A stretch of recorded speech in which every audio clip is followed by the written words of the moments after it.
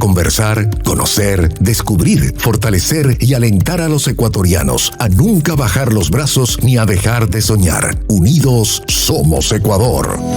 Un bizcocho con churuchumbi. Un bizcocho con churuchumbi. Un espacio para conversar, conocer, descubrir, fortalecer y alentar a los ecuatorianos a nunca bajar los brazos ni a dejar de soñar. Unidos somos Ecuador. Un bizcocho con churuchumbi.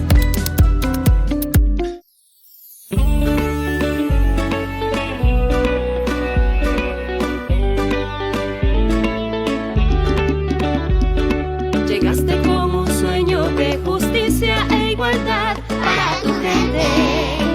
Yo te agradezco. Cumpliste con trabajo, esperanza y alegría tu palabra. Yo te agradezco. Churuchumbi, te agradezco por ser bueno y por luchar. En adelante tú nos diste dignidad. Churuchumbi, te agradezco por ser bueno y por luchar. Tu palabra es confianza y bondad.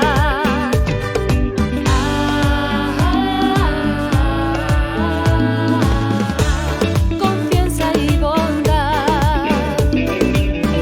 Palabra dada, palabra cumplida.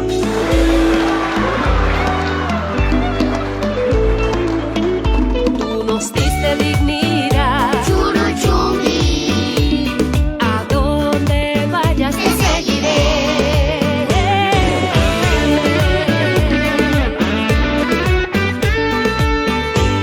Churuchumbi, te agradezco por ser bueno y por luchar. en adelante Tú nos diste dignidad.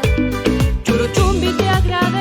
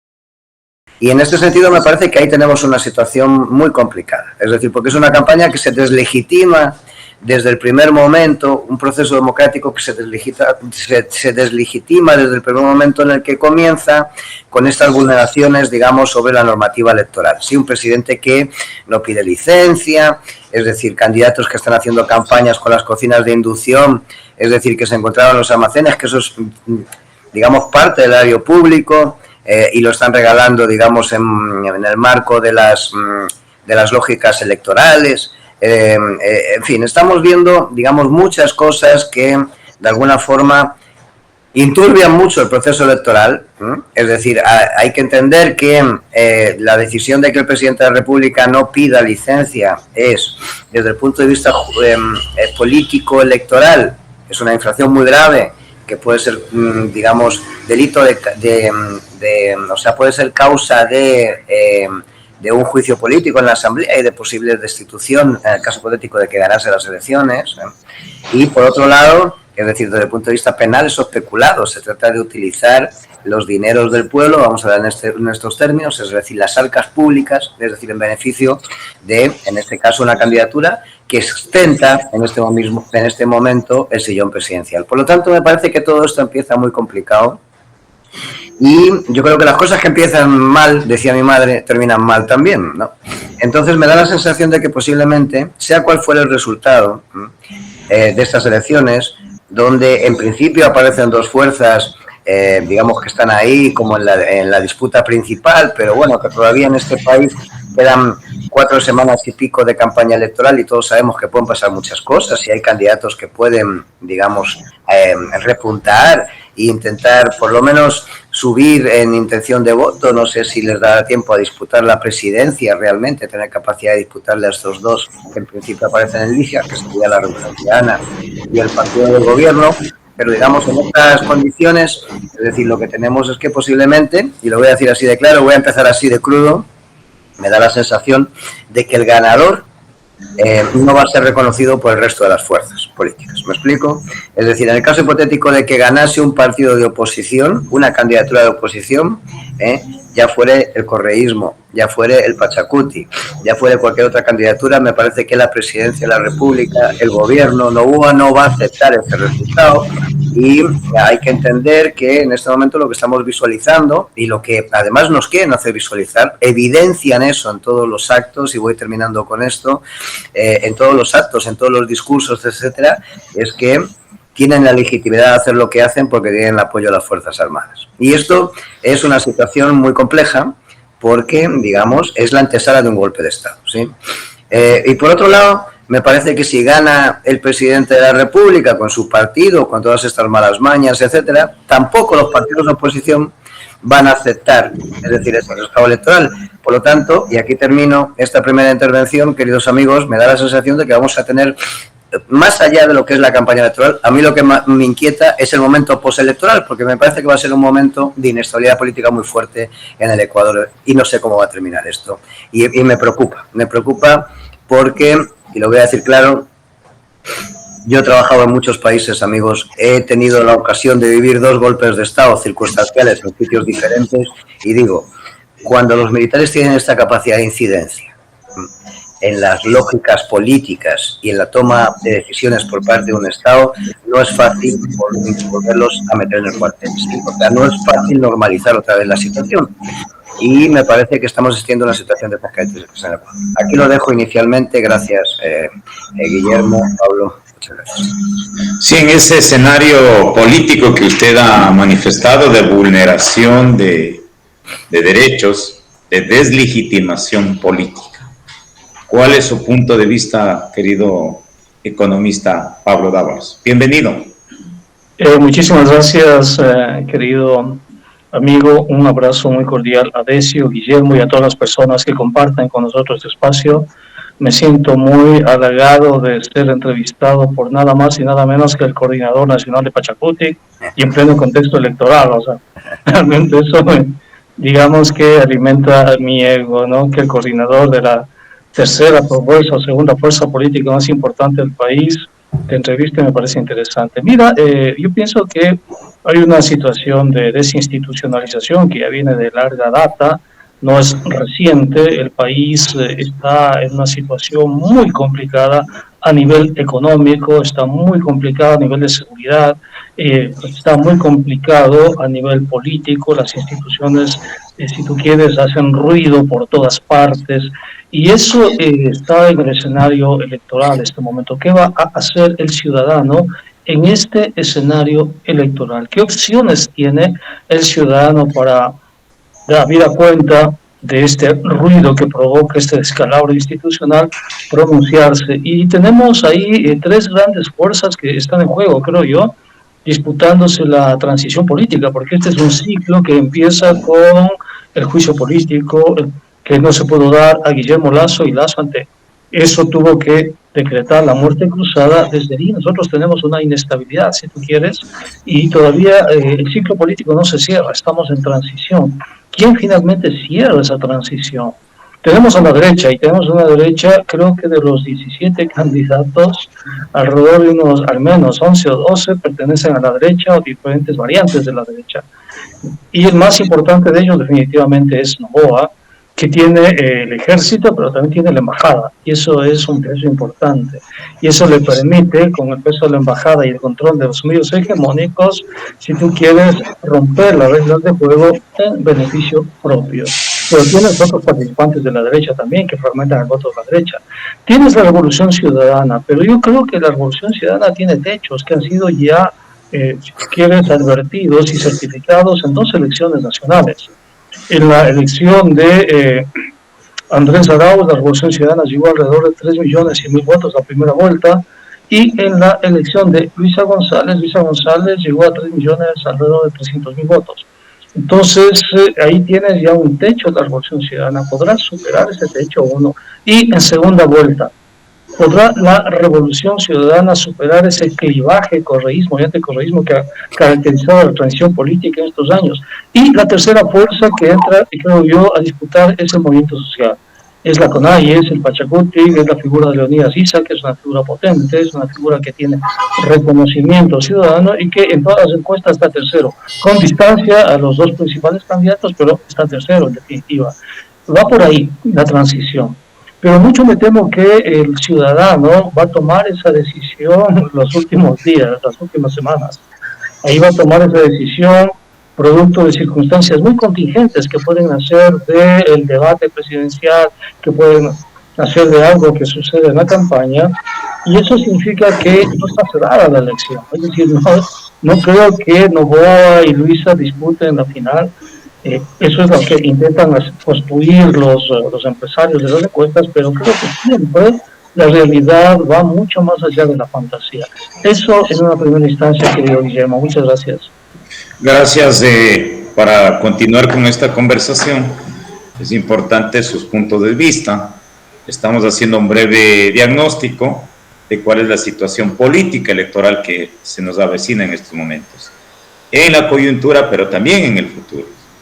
En ese contexto, querido Decio, sería importante los partidos políticos, los 16 partidos políticos o los candidatos, o al menos las tres fuerzas políticas que ustedes manifiestan, como ha manifestado Pablo Dávalos, estaría la Revolución Ciudadana, ADN con Noboa y por supuesto la CONAIE y las organizaciones sociales y el Pachacuti liderado por Leonidas Issa. La pregunta que yo hago es ¿qué espera la ciudadanía? ¿Cuáles son las alternativas? ¿Qué propuestas espera la ciudadanía? Decio. Mira, yo creo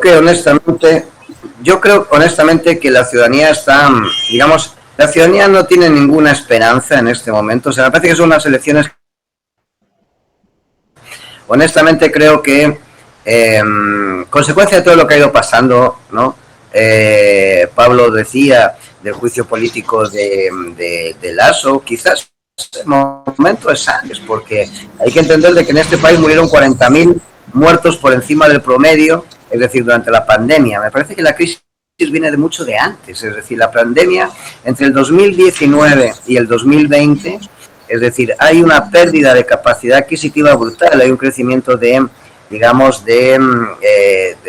pobreza, de los indicadores de pobreza enormes, y digamos, hay una captura por parte de los ingresos, es decir, nacionales, por parte de las élites, que se incrementó como 4 puntos en tan solo un año, 4 puntos porcentuales. Eso está ya estudiado, hay algunos informes, digamos, económicos que posiblemente Pablo los conozca, es decir, pero lo que quiero decir con esto es de que yo creo que esto viene de antes, es decir, viene incluso, yo creo que hay un momento, esa pandemia, si ya estábamos mal, acuérdense que ya la crisis estaba desatada con Lenín Moreno, etcétera, me parece que hay un momento que es la pandemia, que hace un punto de quiebre, y yo creo que esto ha significado mucho para la sociedad. Yo creo que no tenemos bien analizado lo que ha pasado desde el 2020 hasta ahora, ¿sí? Ya estamos iniciando el 2025, son 4 años de ese proceso, y me parece que en esos 4 años la brecha entre la sociedad y el establishment político ha crecido muchísimo más.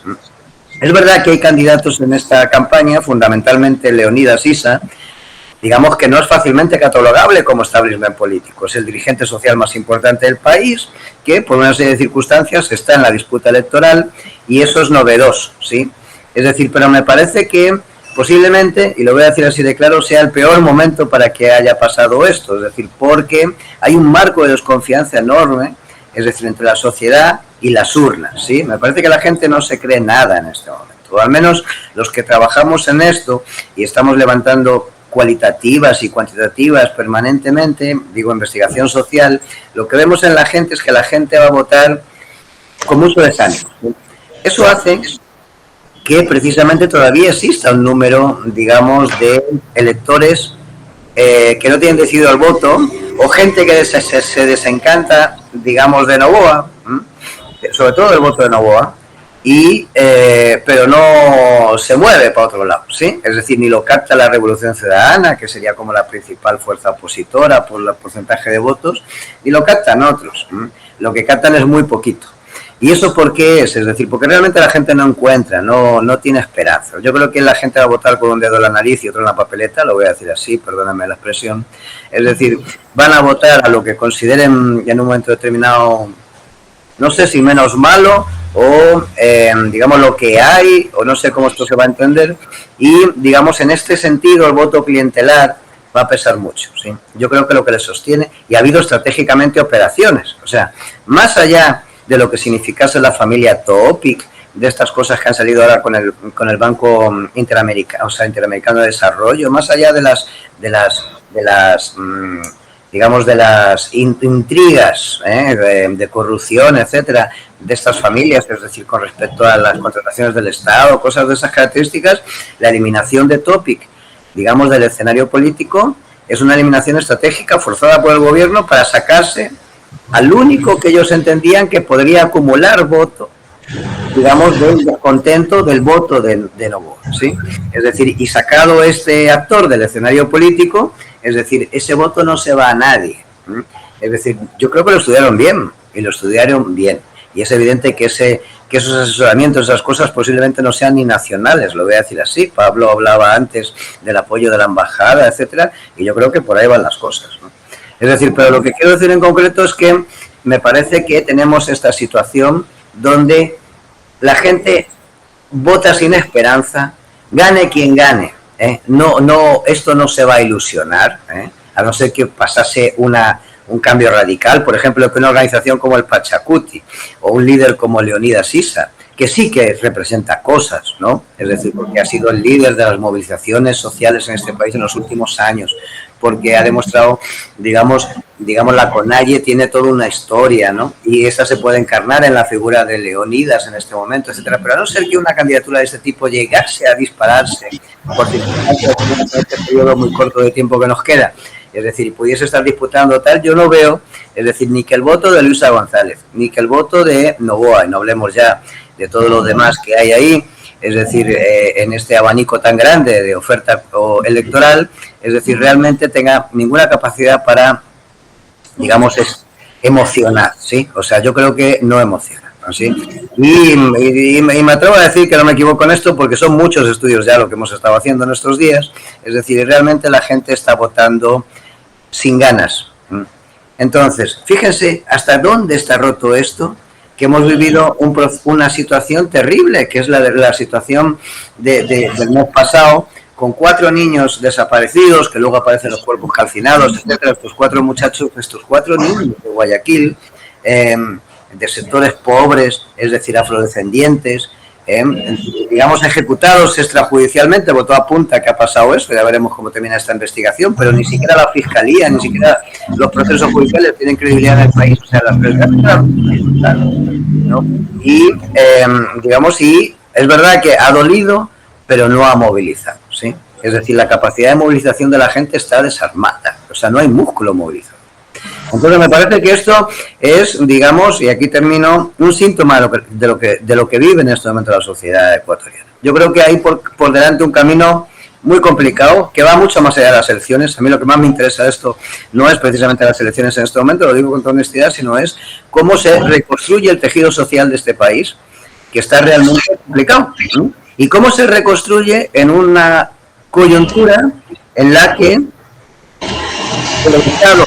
de militarización de la sociedad, desarrollada a partir de enero por este decreto del presidente de la guerra interna, es decir, tenemos una lógica de control social tremendamente fuerte que además lo desarrolla un aparato, digamos, es esencialmente antidemocrático, que es una estructura jerárquica que es el ejército, las Fuerzas Armadas, es decir, que no entiende nada de democracia porque no existe la democracia dentro de las Fuerzas Armadas. Entonces, el tema de esto es que me parece que esta es un poco la coyuntura y es una coyuntura muy complicada. Entonces, digo, esto condiciona las elecciones, pero condiciona las postelecciones, porque las elecciones se van a terminar el 9 de febrero, o si hay segunda vuelta, terminarán no sé qué día de abril. Es decir, pero esto sigue. Y la sociedad está como está, la gente está sobreviviendo y aunque ganase el correísmo, yo he tenido ocasión de hablar con estos amigos varias veces últimamente y honestamente, es decir, ellos piensan que es posible, o sea, que se va a repetir una circunstancia como la del 2007 al 2007, ¿no? Claro, hay que explicarles, ustedes no tienen ni los excedentes, ni la plata, ni nada de las condiciones objetivas que había en aquel momento para hacer lo que ustedes hicieron, más allá de cualquier otro tipo de valoraciones sobre el tipo de gestión que hizo el correísmo. Eso ya no va a existir más. Ustedes van a gobernar un país quebrado, es decir, con un nivel de polarización, aunque ustedes ganasen y les diesen la presidencia, les permitiesen investirse, una situación terrible, es decir, en las calles, con un nivel con una derecha que hoy está desunida, pero yo creo, Pablo, que si pierde las elecciones Noboa y realmente hubiese un gobierno del correísmo, se va a volver a unir. Es decir, entonces esto, o sea, me parece que la situación del país está muy compleja y no quiero ser negativo, no quiero ser pesimista, pero realmente veo un escenario muy complicado. Y en ese escenario muy complicado, los actores fundamentales no son los electorales, son los sociales. Es la movilización social, es los movimientos sociales. Y ahí yo creo que está un papel importantísimo, históricamente importantísimo, que es el del movimiento indígena, ¿no, compañeros? Y eso hay que reconstruirlo, no voy a decir refundarlo, sino reforzarlo de alguna forma, porque me parece que estos actores se despistan en procesos electorales. Sí, voy a decirlo así amablemente. Sí, un tema importante que tú decías, bueno, con esta desesperanza, no hay ilusión, desinstitucionalización, no hay esperanza, y tú dices el tema del voto clientelar. Es probable que esto coincida con el 61% de la población no ha decidido por quién votar. ¿Qué significa el voto clientelar para ti, Decio? Bueno, sé si puedes ampliarnos. Sí, o sea, bueno, verás, cuando yo vine a este país, la primera vez que vine, luego me marché, fue el 2006. Y me acuerdo que había una campaña que era la de Rafael Correa y otro señor que era el papá de este que gobierna ahora, ¿sí? Álvaro Noboa, ¿sí? Yo ahí había estado ya en varias campañas de América Latina, había visto muchas cosas clientelares, evidentemente, pues una dinámica electoral que regional, digamos, y no solamente de aquí, también en otros continentes del sur global, pero lo que sí digo es que me parece que vamos a asistir a una campaña, o sea, la cantidad de dinero, si ustedes hacen un análisis solamente, y eso lo pueden ver porque las redes sociales te permiten chequear digamos, las tarjetas de crédito, y uno puede, si sabe hacerlo, puede ir sumando, es decir, y viendo qué es quién está pautando, cuántas tarjetas están pautando, cuántos números de tarjetas de crédito están pautando a no sé quién, no sé cuánto, es decir, cómo están diversificando para que esto no sea notorio, pero uno puede juntar esto. Y a pocos días de campaña que llevamos en este momento, el pautaje, por ejemplo, de la presidencia, o sea, del partido de gobierno es una cosa descomunal. Y estamos a sábado, es decir, y la campaña empezó oficialmente el día 5. Es decir, y ya es descomunal lo que han pautado, ¿sí? Es decir, y eso va a ir increciendo según avance la campaña. Quiero decir con esto de que hay un poder económico que, sumado además al aparato del Estado, porque el tipo no pide licencia, quiero decir, descompensa cualquier correlación de fuerzas en una campaña electoral. Es una campaña electoral ilegítima. Es decir, pero con independencia de esto, es decir, lo que quiero decir es que ya está ahí, o sea, todo el tema clientelar. El tema clientelar es decir, 80.000 puestos de empleo para jóvenes 3 meses, es decir, con, ¿cuánto era? $400, creo recordar. Es decir, eso es clientelismo. Y además levantan una base de datos y hay 1 millón de jóvenes desesperados que van y escriben su nombre ahí. Con lo cual, además, manejan 1 millón de datos, es decir, para hacer luego microsegmentación en esas partidas económicas que meten en la promoción, en el ecosistema digital, ¿sí? Sabiendo perfectamente quiénes son unos, quiénes son otros, qué edad tienen, qué estudiaron, qué no sé qué, no sé cuánto, pues todo eso se lo preguntan cuando uno va y entra en esa página. Yo lo hice para saber qué estaban levantando de información, no porque fuese a aspirar a un empleo joven, como comprenderán, sino simplemente para saber qué estaban pidiendo ahí y te das cuenta de la jugada, ¿sí? Es decir, pero estamos con más, es decir, estamos con una situación absolutamente novedosa en el país, ¿sí? O sea, una institución como el FMI, que basa sus acuerdos en mecanismos de planes de ajuste estructural, es decir, para combatir el déficit, y no te da dinero para lo social, es decir, en esta ocasión, los préstamos que ha recibido Novoa le permiten hacer intervención en materia social. Yo me he permitido, es decir, pedir a un asambleísta, es decir, que me diese las cláusulas del acuerdo que tienen con el FMI, ese acuerdo que era secretísimo y que tal, no sé qué, y lo que tienen te permite ver, por ejemplo, que lo que han invertido, por ejemplo, ahora para las jubilaciones, es decir, en el IES, sale de ahí. Es decir, por primera vez el FMI le permite en una cláusula al gobierno poder invertir en asegurar pensiones, cuando eso no es lo que hace el FMI, ¿sí?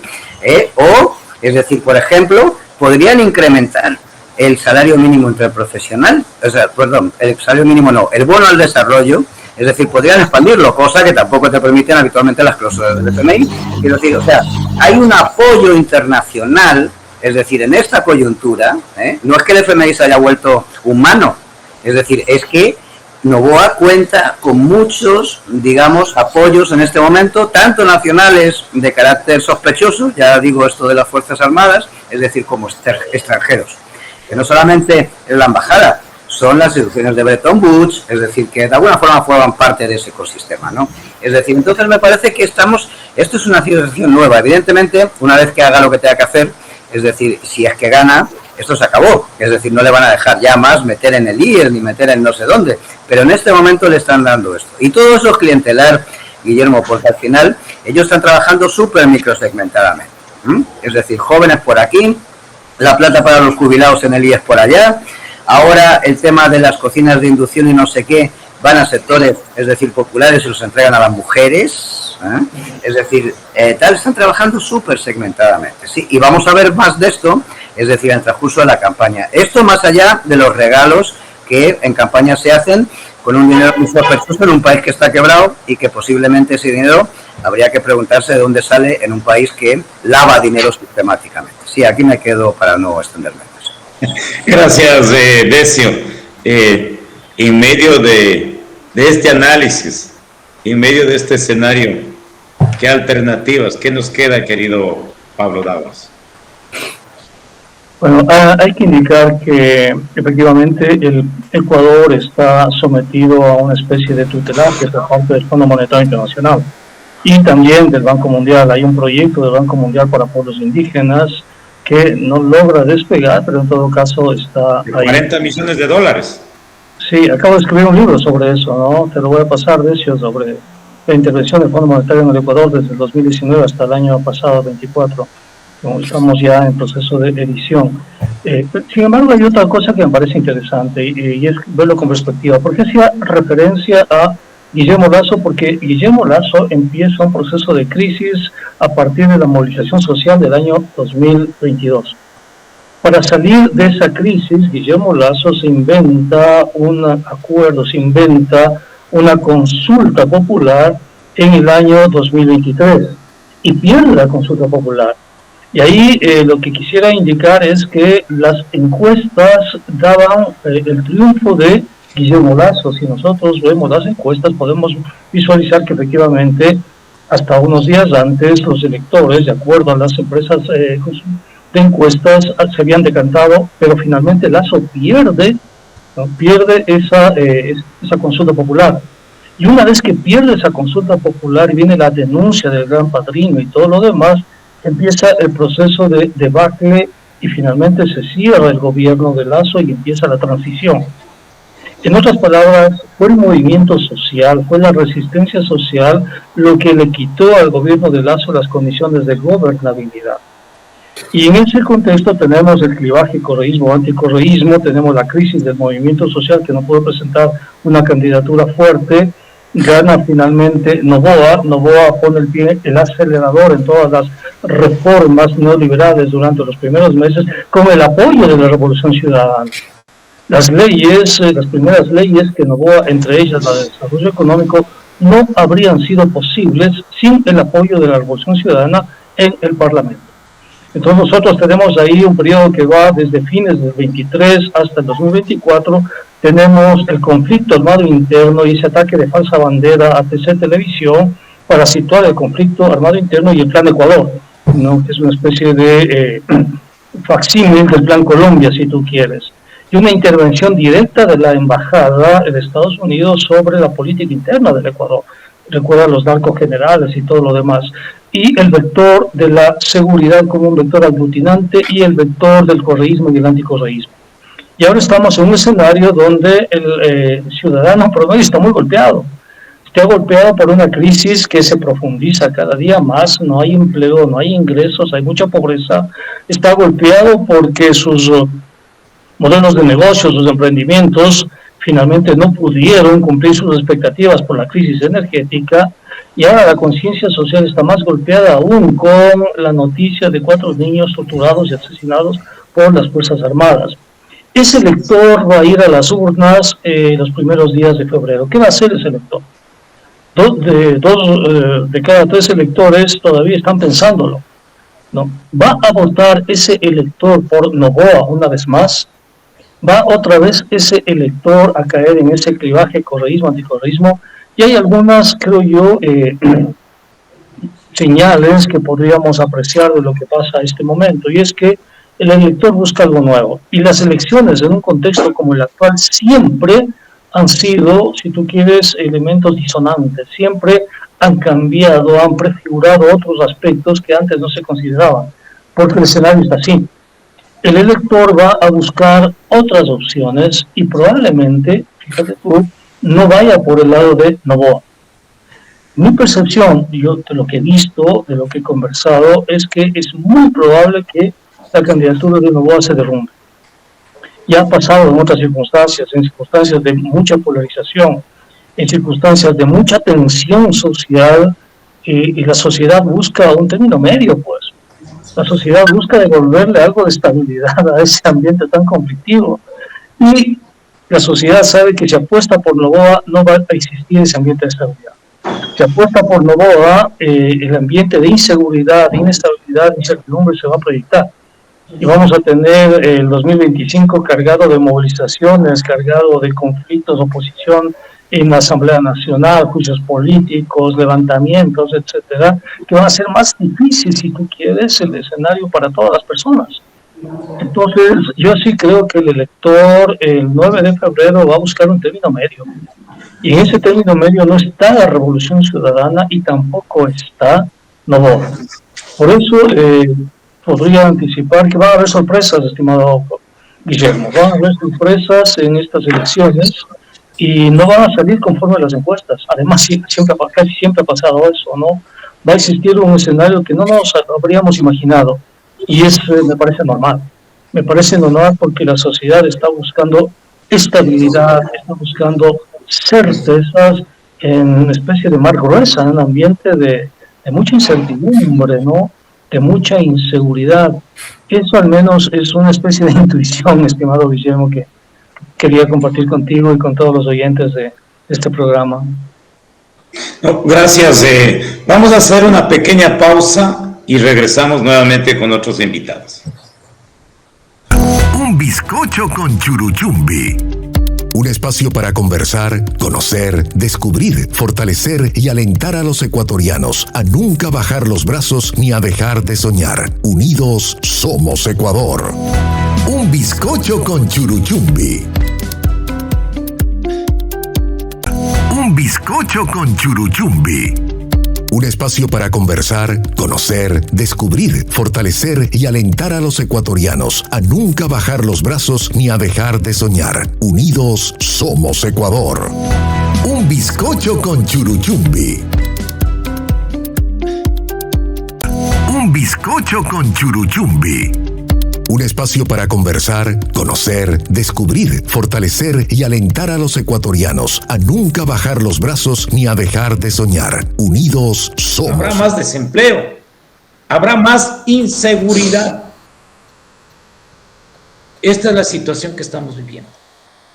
Por eso sería importante, querido Decio, ha sido muy claro, Decio y por supuesto el economista, si hay un proceso de desinstitucionalización, hay un proceso de atentar a la democracia, eso significa devolver la confianza en la ciudadanía, reorganizar y fortalecer las organizaciones sociales. Y cuando me refiero a las organizaciones sociales, los jóvenes tienen que organizarse, las mujeres organizarse, los emprendedores, los niños, el movimiento indígena, los sectores populares a reorganizarse, inclusive pensar en una actitud crítica, ¿dónde estamos fallando las organizaciones sociales y las organizaciones indígenas?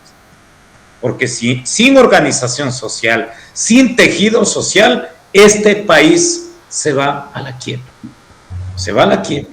En ese contexto, para terminar, me gustaría palabras finales de querido Decio Machado, como él mismo ha manifestado, estoy haciendo un análisis político, un estudio político, pero también danos una palabra de aliento, de esperanza para nuestra ciudadanía.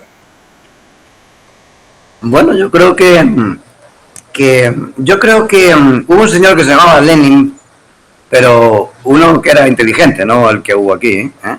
Es decir, que decía que, digamos, un día de movilización la gente aprende mucho más que en 100 años de escuelas de formación política, ¿sí?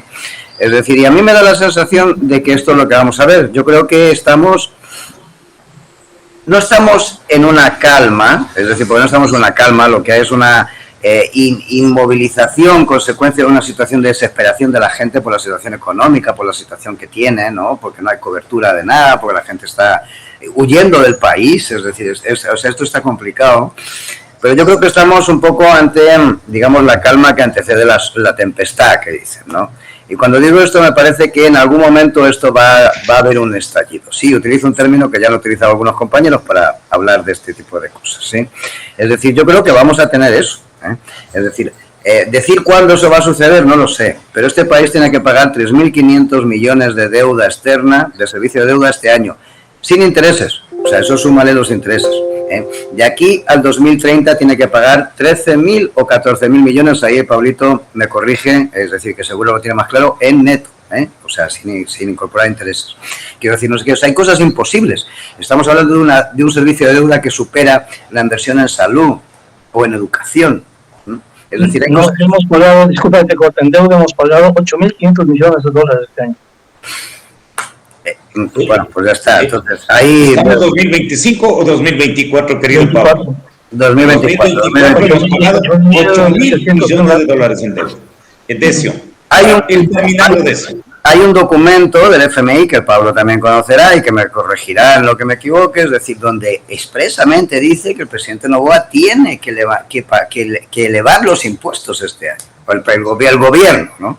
Es decir, habla Noboa, es decir, porque es el gobierno de Noboa. Ahí Pablo nos dirá exactamente cosas de esto, luego Pablo nos afinas esto tal.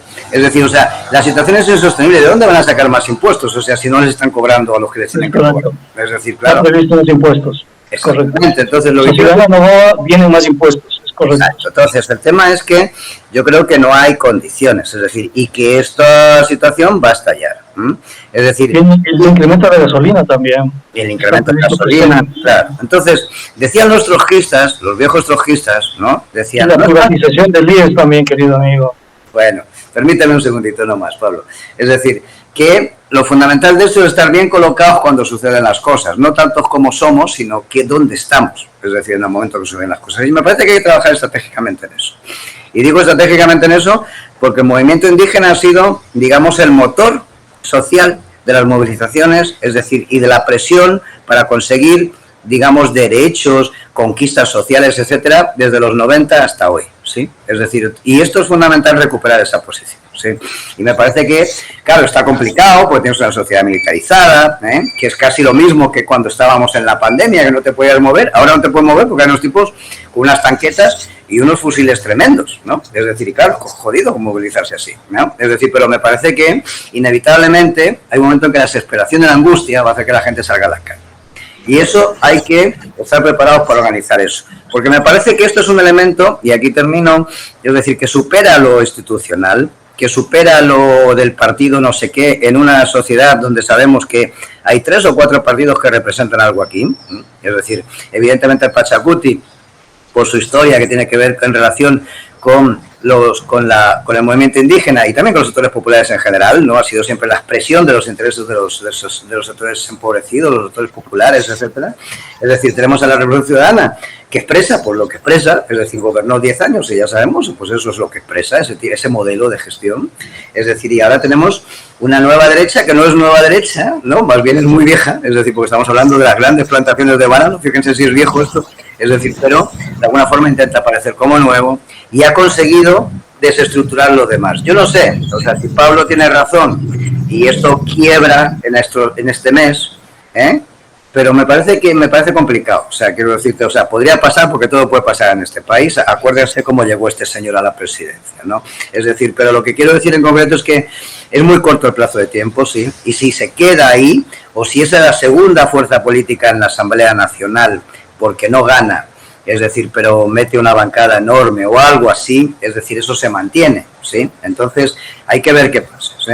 Es decir, pero me parece que nuestro papel, el de la gente que tenemos un compromiso social, una sensibilidad social, una visión humanista de la vida, de la sociedad, es decir, de la equidad, de la justicia social, en fin, la gente que yo creo que somos sanos, ¿no? O sea, yo con un poco de gripe, pero somos sanos, ¿no? Es decir, me parece que evidentemente hay que pensar un poco más allá de las elecciones, ¿sí? Es decir, porque, vuelvo a repetir, yo creo que estas elecciones, bueno, vamos a ver que hay sorpresas, ¿no? No quiero contradecir a Pablito, es decir, pero lo que digo en concreto es que yo creo que las cosas están como están en este momento, hay muy poco tiempo, pero este país va a seguir andando. Y tenemos una sensación, digo, para terminar, es decir, no hemos visto ni la punta del iceberg de lo que puede salir con respecto a violaciones de derechos humanos en este país durante el año 2024, ¿sí? O sea, no hemos visto ni la punta del iceberg. Es decir, porque esto es los procesos normales de cuando los militares salen de los cuarteles y empiezan a inmiscuirse en acciones que no les corresponden. Estamos en un contexto... Listo, gracias querido Decio. Igualmente, bueno, no fueron palabras finales, pero fue largo. Pero no hay problema. Estamos aquí, queridos amigos oyentes y todos los amigos que están en redes sociales, que siempre siguen. Estamos aquí precisamente para ampliar y profundizar la información. Palabras finales de economista Pablo Daguas. Sí, como palabras finales yo apelo al derecho a soñar. ¿Y qué tal si soñamos que el candidato indígena Leonidas Issa se convierte en el primer presidente indígena de este país? Está tercero en las encuestas y está subiendo en las encuestas. Probablemente Noboa se caiga, puede ser que se caiga, pero sería interesante soñar en Leonidas Issa. ¿Qué pasaría si Leonidas Issa gana la presidencia? Primero llega a la segunda vuelta y en la segunda vuelta gana quien esté con él. ¿Cómo sería el país con Leonidas Issa de presidente de la República? ¿Qué pasaría y cómo se enfrentaría Leonidas Issa al Fondo Monetario Internacional, al Banco Mundial, a la Cooperación Internacional, a la Embajada de Estados Unidos, a las Fuerzas Armadas, a la oposición? ¿Qué haría Issa con la CONAIE? ¿Qué haría Issa con todo lo que podría definirse como una política de Estado, con Maduro, por ejemplo, ahora con Maduro, con Petro, con Milei en Argentina? ¿Cuál sería la política exterior de Issa? Y ese ejercicio de soñar puede ser válido este 9 de febrero. Mi mensaje final, estimado, y gracias por la invitación, estimado Guillermo, es invitarle al ciudadano a soñar en otro mundo posible. Y ese otro mundo posible está al alcance de nuestras manos, está en la papeleta ese otro mundo posible. Es cuestión de marcar dónde está Issa. Y si lo marcamos ahí, probablemente estaremos abriendo la puerta para cerrar toda esta pesadilla que estamos viviendo y para ver qué pasa con el primer presidente indígena de este país, o presidente de izquierda además. Sería interesante un ejercicio en ese sentido, soñar en la posibilidad de construir otro mundo posible. Muchísimas gracias por la gentil invitación, gracias también a Decio, disculpa las interrupciones, pero los temas han sido muy interesantes. Muchísimas gracias y hasta una próxima oportunidad.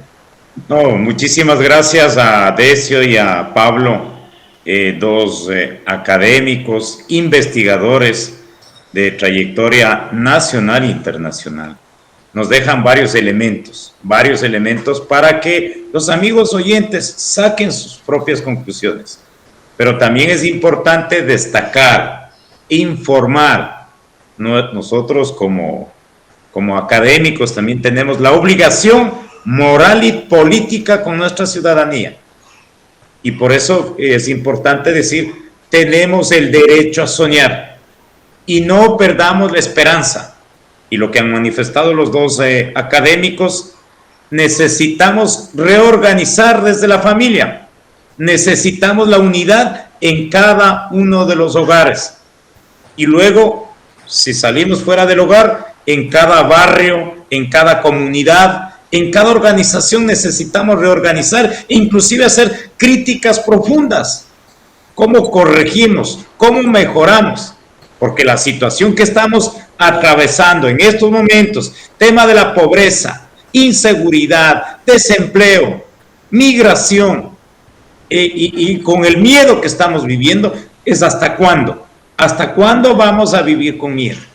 Y esto nos invita, y les invitamos desde este programa a reorganizar, a retomar, a superar los egos y sobre todo permita también conversar, generar acercamientos, diálogos con todos los sectores para generar un tejido social, que otro mundo es posible, otro Ecuador es posible, otra forma de vivir en paz, con dignidad, sí es posible. Nuevamente, muchísimas gracias en el programa Un Bizcocho con Churuchumbi. Un abrazo grande y buen día para todos y todas. Un abrazo. Un bizcocho con Churuchumbi. Un espacio para conversar, conocer, descubrir, fortalecer y alentar a los ecuatorianos a nunca bajar los brazos ni a dejar de soñar. Unidos somos Ecuador. Un bizcocho con Churuchumbi.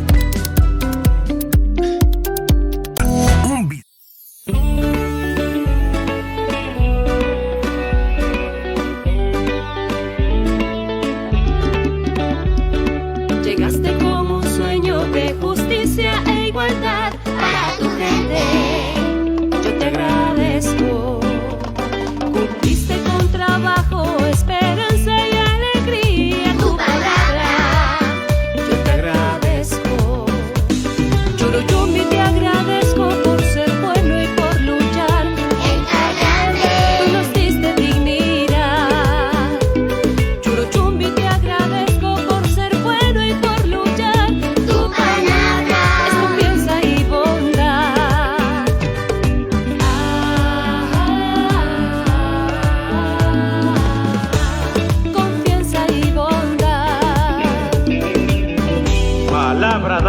palabra cumplida.